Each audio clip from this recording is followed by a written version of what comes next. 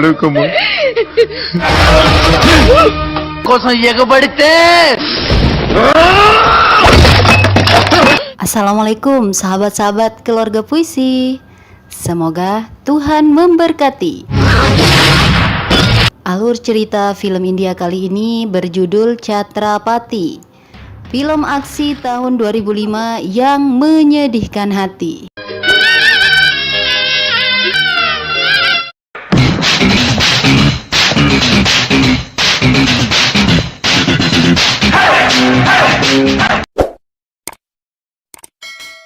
Di pesisir pantai Sri Lanka terdapat perkampungan pengungsi dari India. Namun keberadaan mereka tidak disukai masyarakat di sana. Di kampung tersebut tinggal seorang janda bernama Parvati dengan anak-anaknya. Dia memiliki anak tiri bernama Shivaji, sedangkan anak kandungnya bernama Ashok. Parvati memberikan kasih sayang yang sama untuk kedua anaknya. Hal itu tidak disukai Ashok yang merasa cinta ibunya terbagi. Padahal ibunya ingin anak-anaknya bisa hidup akur. Kemudian setelah dewasa bisa bermanfaat bagi masyarakat seperti Chhatrapati dalam cerita dongeng India. Pada hari ulang tahun Parvati, Shivaji membawakan hadiah buah mangga kembar. Ashok memfitnah Shiva bahwa mangga itu didapatkan dengan mencuri. Parvati yang kecewa memukul Shiva hingga menangis. Padahal Shiva sudah mengatakan jika dirinya tidak mencuri. Tapi Shiva tidak berani saat diminta bersumpah. Malam harinya Shiva tak kunjung kembali ke rumah. Parvati yang mengembalikan buah mangga ke pemiliknya, Satana, mengetahui jika ternyata Shiva benar-benar tidak mencuri. Shiva mendapatkan buah mangga dengan meminta secara baik-baik. Bahkan karena tidak ingin gratisan, Shiva rela bekerja. Hati Parvati tersentuh mendengarnya. Dia merasa bersalah. Shiva kemudian ditemukan sendirian di tepi pantai. Menurut Shiva, dia tidak mau bersumpah karena dirinya selalu mengatakan kebenaran, apalagi kepada ibunya yang disayangi. Hubungan anak dan ibu tiri itu kembali membaik. Apakah saya bersumpah atau tidak, saya akan memberitahu hanya kebenaran, ucap Shiva. Suatu malam, penduduk asli Sri Lanka membakar perkampungan India. Rumah-rumah terbakar. Sifat licik-picik tengik Ashok sudah tumbuh sejak kecil. Dia memberitahu ibunya jika Shiva ikut terbakar di dalam rumah. Shiva ikut rombongan penduduk menyelamatkan diri meninggalkan kampung. Shiva melihat ibunya dari perahu terus menangis karena menganggap Shiva telah mati.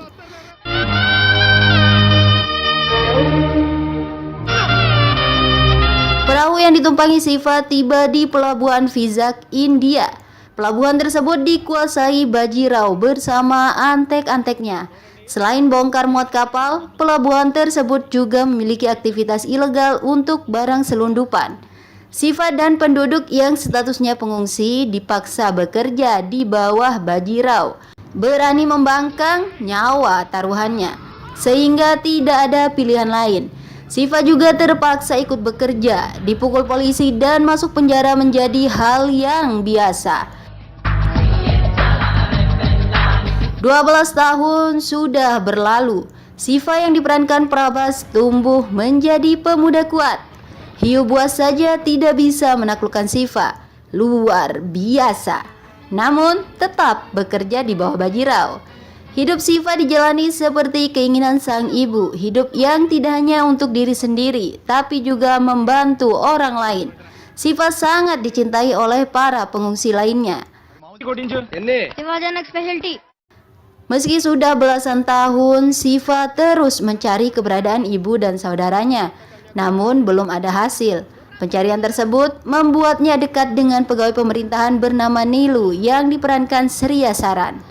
Nilu gadis periang yang baik hati. Dipastikan ibu Shiva berada di India. Foto ibunya ada dalam dokumen pengungsi yang kembali ke India. Namun alamat lengkapnya belum diketahui. Di tempat lain, Bajirao mengikuti pertemuan partai politik untuk mendapatkan tiket pemilu. Dia sangat ditakuti karena tidak segan-segan menggunakan cara kekerasan. Petinggi partai yang berani menghalangi keinginannya langsung dibunuh. Sikap keji Bajirao selalu mendapat dukungan kakaknya Ras Bihari. Suatu hari, seorang pemuda melecehkan dan mengerjai adik perempuan Ajay, teman Siva. Pemuda itu kemudian dihajar oleh Siva.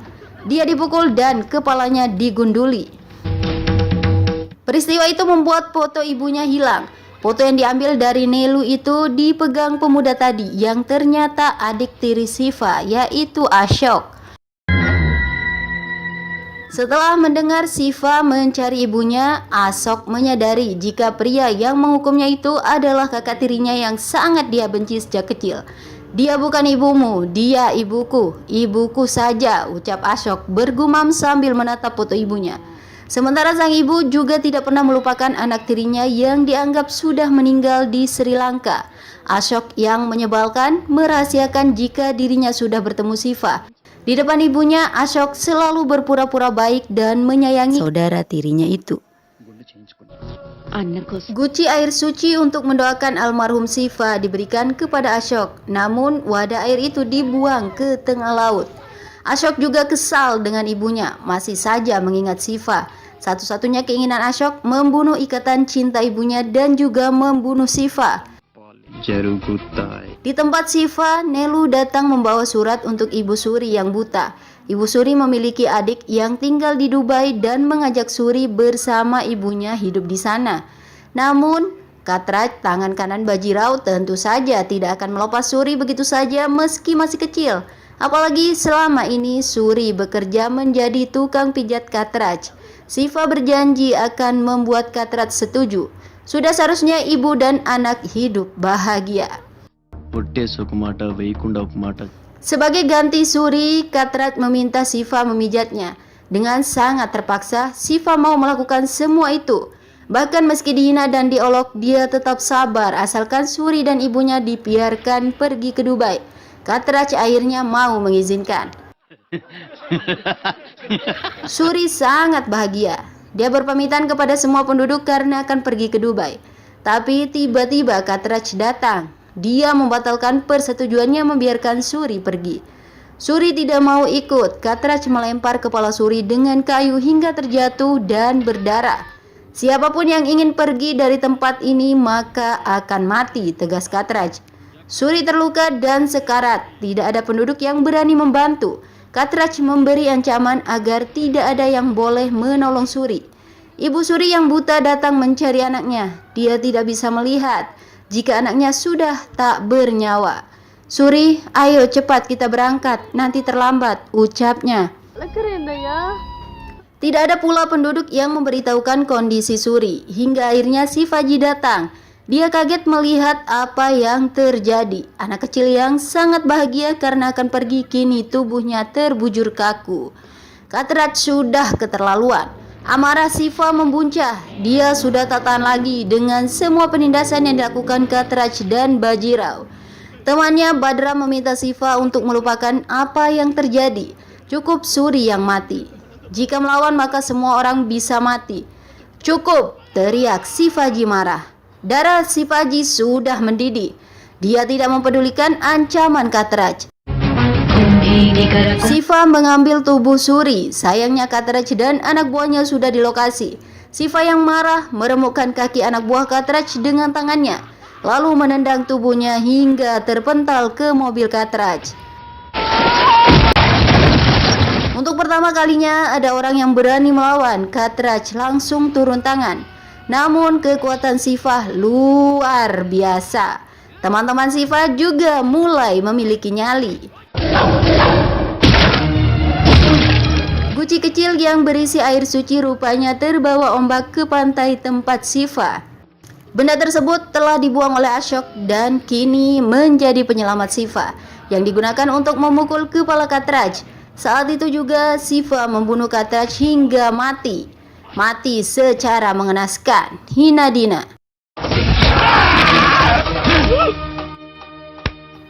Bajirao sangat murka, tangan kanannya dibunuh. Akibatnya, semua anak-anak pengungsi akan diangkut ke Bihar. Badram yang berusaha menyelamatkan anak-anak mendapat hadiah kapak dari Bajirao. Punggung Badram ditebas hingga sekarat. Shivaji terlambat tiba di lokasi. Nyawa Badram, sahabatnya, tak tertolong. Melihat Shiva, Bajirao langsung memerintahkan anak buahnya membunuh Shiva. Tapi sekali lagi, Shiva yang seorang diri menunjukkan hebatnya kekuatan seorang pemuda. Anak buah Bajirao tak diberi ampun, dibunuh dengan ganas luar biasa. Bajirao yang selama ini berkuasa dan berbuat semaunya tak lepas dari kemarahan Shiva. Bajirao juga dibunuh, tubuhnya ditebas dengan kapak hingga mati. Tubuh Bajirao yang berlumuran darah kemudian diseret ke tempat Alala Naidu, menteri setempat yang ingin menjadikan pengungsi budak. Siapapun yang mendekati kami akan mati. Pelabuhan sekarang milik saya. Tidak ada yang boleh masuk ke daerah saya. Ancam Shiva membuat Alala Naidu berkeringat dingin. Namaste Madi Padite. Shiva kemudian mengumumkan kepada seluruh penduduk bahwa penindasan telah berakhir, tidak ada lagi rasa takut. Saya akan menjadi senjata saudara-saudara jika ada yang berani melawan. Saya siap berkorban nyawa, tegas Shiva. Menyaksikan apa yang dilakukan Shiva, Satana menyebut pemuda itu sebagai Chhatrapati, seseorang yang hidup tidak hanya untuk dirinya, namun juga hidup untuk kesejahteraan masyarakat. Kini Shivaji menjadi pemimpin masyarakat di pelabuhan. Shivaji benar-benar merubah wajah pelabuhan. Aktivitas ilegal yang sangat banyak pada masa Bajirao dihentikan semua. Setiap pekerjaan kini dilakukan secara legal dan tidak melanggar hukum. Semua aktivitas di pelabuhan berada di bawah kendali Shiva. Ashok, adik tiri Shivaji, sangat tidak menyukai perkembangan Shivaji. Jangan sampai ibunya tahu jika Shivaji telah menjadi pemimpin masyarakat dan dipanggil Chhatrapati. Kematian Bajirao bukanlah akhir dari segalanya. Masalah baru justru muncul. Ras Bihari selaku kakak Bajirao menuntut balas. Shiva sama sekali tidak takut dengan Bihari. Shiva mengeluarkan bom yang membuat Bihari ketakutan. Saat itu juga Shiva dengan percaya diri mengolok Ras Bihari. Anda sudah meninggal saat Anda mengambil langkah mundur dalam ketakutan. Lalu apa yang dapat Anda lakukan sekarang? Ucap Chhatrapati alias Shivaji. Dandajita durdanda bhatatati jinikara kumbhasta guru prabala dwarbaruti Chhatrapati. Ashok kembali ke hidup Shiva dengan nama Akash. Dia mengaku ibunya sudah meninggal sebelum harapannya terpenuhi, yaitu melihat Akash alias Ashok menjadi orang sukses. Shiva yang masih merindukan ibunya tersentuh. Dia berjanji akan mewujudkan mimpi ibu Akash. Tipu muslihat itu berhasil, padahal saudara tirinya itu bergandengan tangan dengan Ras Bihari untuk menghancurkan musuh bersama, yaitu Shivaji. Saat Shiva bersama Nilu, Ashok membawa jebakan. Dia mengaku menemukan keberadaan ibu Shiva di Pendurti. Tanpa pikir panjang, Shiva langsung pergi.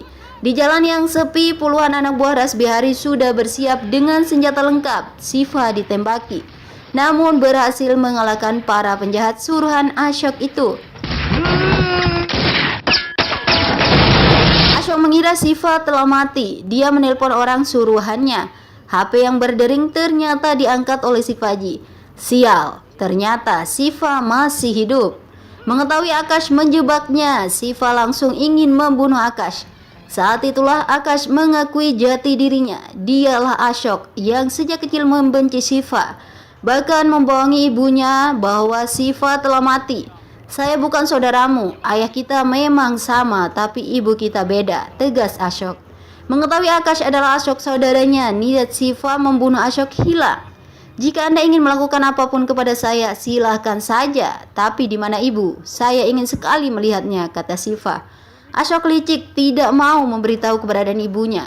Dia justru menelpon ibunya, mengaku akan dibunuh oleh Chhatrapati. Ashok menembak dirinya sendiri seolah-olah ditembak oleh Chhatrapati. Tujuannya agar ibunya membenci orang yang bernama Chhatrapati. Ibu Ashok datang ke rumah sakit dengan menangis karena anaknya ditembak oleh Chhatrapati. Siva benar-benar terjebak. Untuk saat ini tidak mungkin Siva menemui ibunya. Dia hanya bisa melihat ibunya dengan rindu yang menderu. Ingin sekali rasanya Siva memeluk wanita yang berjalan di depannya. Air mata Siva tak terbendung. Ibunya memarahi Chhatrapati alias Siva. Seorang Chhatrapati seharusnya mengabdi untuk masyarakat, bukan membunuh orang. Apa Anda tidak memikirkan perasaan ibunya? Tuhan pasti akan menghukum atas dosa-dosa Anda. Kutukan seorang ibu akan menghancurkan Anda, ujarnya. Ibunya tidak tahu jika Chhatrapati adalah Siva, anak tirinya yang sangat disayangi, namun dianggap telah meninggal dunia karena kebohongan Ashok. Siva hanya bisa diam. Mengatakan apa yang sebenarnya terjadi juga tidak mungkin akan dipercayai. Siva hanya bisa menangis, menahan rindu yang menyesakkan dada. Keesokan harinya, Siva datang ke rumah ibunya. Dia menemukan ibunya dimarahi oleh orang karena pekerjaannya tidak tuntas. Kelelahan, ibunya pun pingsan. Dengan penuh bahagia, Siva menyelesaikan pekerjaan ibunya. Dia sangat menikmati saat-saat itu. Nilu ditugaskan untuk menemani ibunya. Mulai saat ini, kehidupan ibu harus berubah. Tidak boleh lagi ibu menghadapi kesulitan apapun, kata Siva kepada Ajay temannya. Memberikan uang kepada Ashok sudah pasti akan ditolak. Akhirnya secara diam-diam, Siva menemui pejabat pemerintah setempat untuk mendapatkan proyek jembatan. Proyek tersebut harus dikerjakan oleh Ashok agar mendapat banyak keuntungan. Pejabat yang tak berdaya mengikuti semua perintah Siva. Banyak proyek pemerintah dikerjakan Ashok. Dia kini menjadi orang kaya. Ashok tidak mengetahui jika semua kemudahan yang didapatkan berkat jasa Siva. Sebuah rumah besar pun sudah bisa dibangun. Ashok mengundang Siva untuk acara tasyakuran. Siva juga sangat bahagia melihat ibunya kini bisa tinggal di rumah yang besar. Sayangnya Ashok justru meminta Siva pergi dari rumahnya. Dia tidak ingin Siva dekat dengan ibunya. Tiba-tiba ibunya meminta foto Siva saat masih kecil dipajang di rumah itu. Foto orang yang dianggapnya sudah mati. Hati-hati memasang foto, itu hidup saya, ucap sang ibu yang membuat Siva bahagia meninggalkan rumah tersebut. Rasbihari mencari informasi tentang sumber kekayaan Ashok. Dia kini mengetahui hubungan Ashok dan Chhatrapati. Bihari menjebak Siva, menyebut Ashok sangat ingin membunuh Chhatrapati, sehingga dia sudah menaruh bom di kuil yang didatangi Ashok dan ibunya. Kecintaan Siva kepada ibunya membuat dia percaya begitu saja. Padahal semuanya kebohongan agar Bihari bisa menguasai proyek-proyek pemerintah yang sedang ditender. Ashok justru membawa Rasbihari kepada ibunya dan memperkenalkan bahwa Biharilah yang selama ini membantu Ashok mendapatkan proyek-proyek. Sekarang ibu memiliki 2 putra lagi. Bihari seperti kakak bagi saya, ujar Ashok yang membuat hati Siva getir. Siva memperingatkan Ashok agar tidak bergandengan tangan dengan Rasbihari. Dia orang jahat yang rela melakukan apapun demi ambisinya. Bahkan tidak segan-segan membunuh. Nyawa ibu bisa dalam bahaya. Bihari bisa saja membunuh ibunya. Ashok tidak peduli dengan nasihat Siva. Dia juga tidak peduli jika ibunya disakiti. Biarkan dia membunuh. Ibu saya akan mati, bukan ibu Anda, ujar Ashok. Tangan Siva langsung bergerak menampar Ashok. Lidahnya sudah keterlaluan. Jika terjadi sesuatu pada ibu, saya akan membunuhmu, geram Siva. Untuk mengantisipasi hal yang tidak diinginkan terjadi, Siva menyekap Ashok. Dia tidak boleh keluar. Ibunya juga dibawa ke rumah Siva. Sang ibu yang tidak tahu apa-apa memohon kepada Chhatrapati agar anaknya Ashok dilepas. Silakan ambil semua kekayaan kami, tapi lepaskan anak saya Ashok. Tuhan telah mengambil satu anak saya. Jika Ashok juga mati, saya tidak sanggup lagi untuk hidup, ucapnya menangis. Ibunya bahkan menyembah di kaki Chhatrapati alias Siva. Tentu saja Siva langsung menghindar. Dialah yang seharusnya menyembah di kaki ibunya yang sudah belasan tahun dirindukan. Siva hanya bisa menangis diam-diam.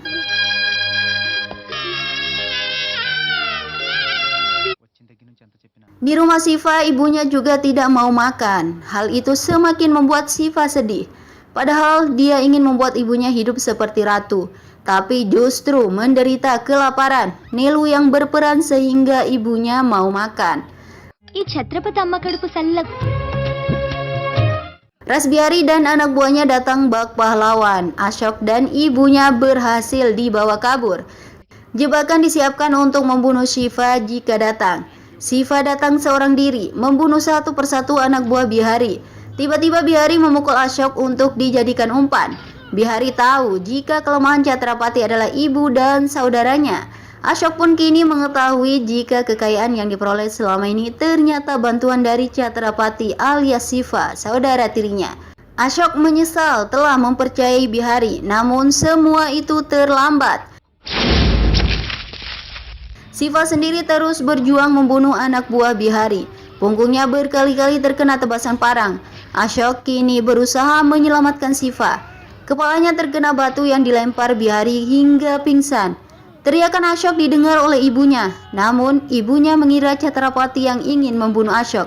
Padahal Chhatrapati berusaha menyelamatkan Ashok. Ibunya mengambil pistol di tangan anak buah Bihari yang sudah mati. Lalu, dor! Satu tembakan mengenai Chhatrapati alias Shiva. Shiva terluka. Kenapa Anda ingin membunuh anak saya? Apa salah kami? Ucap ibunya. Kalung yang dikenakan Chhatrapati dilihat oleh ibunya. Kalung itu diberikan kepada Shiva, anaknya yang telah meninggal. Dari mana Anda mendapatkan kalung ini? Apakah Anda mencurinya? Bersumpahlah, tanyanya. Pertanyaan itu dijawab dengan kalimat yang sama ketika Shiva masih kecil. Apakah saya bersumpah atau tidak? Saya akan memberitahu hanya kebenaran, ucap Shiva. Jawaban Shiva langsung membuat ibunya terperanjat kaget. Shiva? Dia langsung mengenali jika orang yang menjadi Chhatrapati selama ini adalah Shiva, anak tirinya yang sangat disayangi. Ibunya menangis menyesal. Ritual kematian tetap dilakukan selama ini, padahal Shiva masih hidup. Ibunya juga menyumpahi Shiva. Kini ibunya justru menembak Shiva. Tangisan yang sangat memilukan benar-benar terasa. Jangan menangis ibu, ujar Shiva sambil menangis. Ibunya meminta Shiva untuk bangkit, jangan sampai mati. Tapi Shiva sudah tak memiliki tenaga. Dia mengaku sudah mengantuk. Shiva ingin tidur di pangkuan ibunya, persis seperti yang dilakukan saat dia masih kecil.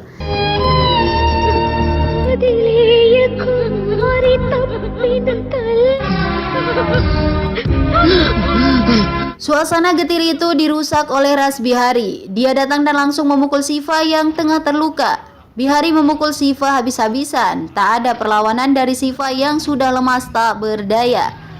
Bihari sangat membenci Shiva yang sudah membunuh adiknya. Apalagi Bihari juga pernah dipermalukan. Rasa sakit itu harus dirasakan juga oleh Shiva. Bihari ingin memukul ibu Shiva. Melihat ibunya akan dipukul Bihari, sekuat tenaga Shiva bangkit dan memukul anak buah Bihari hingga mati. Shiva juga langsung menghajar Bihari sampai tak bernyawa lagi.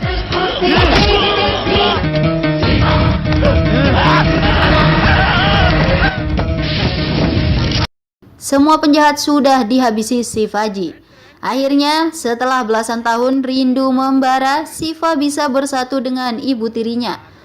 Ashok juga sudah tidak lagi membenci Shiva. Mereka hidup bahagia untuk selamanya. Sekian dulu ya. Sampai jumpa di alur cerita film Keluarga Puisi selanjutnya.